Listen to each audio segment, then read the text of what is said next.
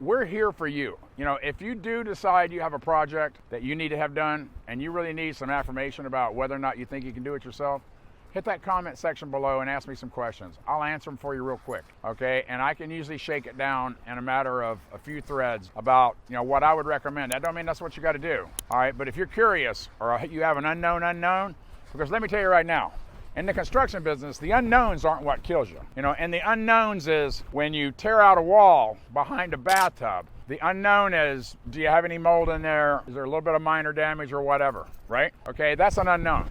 Now, what kills you in business and in construction and makes every contractor stay awake all night is what's known as the trench digger down here. Yeah, she's always excavating when she's on the beach. And thank you for the sand. I appreciate it. She knows she's going swimming and getting a bath today. But the unknown unknowns, okay, are when you tear out that bathtub. You suspect that there might have been damage behind it because you're a contractor. And if you're honest when you mention it to the customer before you ever took the job, okay, that's a possibility. But the unknown is that there's a 240 volt electrical line laying underneath it, okay, that should have been permitted, that was run by somebody years ago, that now is a literally life and death safety hazard that you have to deal with. That could end up turning into thousands of dollars as if it's running into something that requires a new electrical panel, it requires permitting, because a good contractor is not going to put something back that's unsafe, okay? Because when a contractor does something, there's a culpability involved with when you do work. And I don't care if you do it yourself, or I don't care if you hire somebody to do it, okay? But don't find yourself in a situation because you thought you had a handyman electrician, okay? Or a plumber, or a guy that's hanging pictures on your wall, okay? If they drive a screw through a wire in a wall, and that wall catches on fire and somebody gets injured, I don't know what the laws are, but I do know it's not pretty, okay, if people break the law when they do things on their house and they think it's a victimless crime. And if you live in a single family residence, it may be somewhat victimless because it's you, your family, or whoever's living in your house.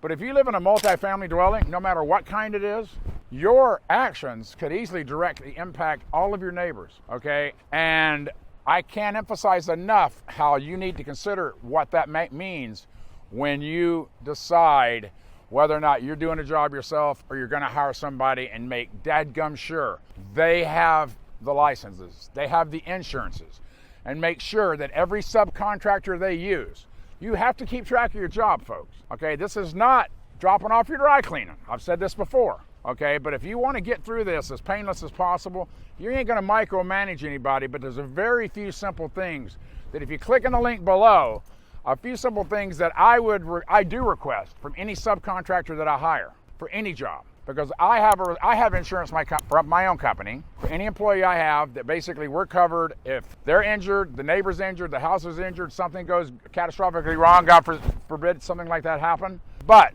when I hire my subcontractors, I hire two kinds of people. I hire employees who fall underneath my umbrella of my liability insurance and my workman's comp, so they're protected.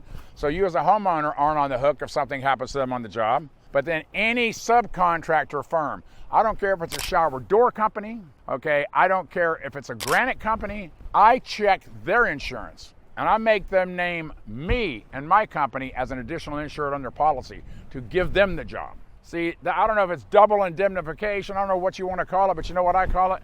I sleep really good at night knowing that no single job is ever going to hurt anybody, because I'm going to bring qualified people in to do the job that have done it 1,000 times, and I'm not going to have to sit there and wonder whether or not a gas leak is going to explode and kill a family of 5, because I hired a guy that I met at Home Depot that said he was a handyman, and he'd do it for 50 or 100 bucks.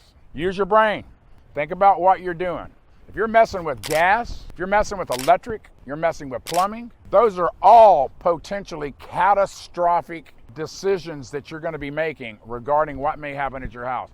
Hit subscribe, leave a comment. Your Construction Experts is here to answer all of your questions in the construction industry.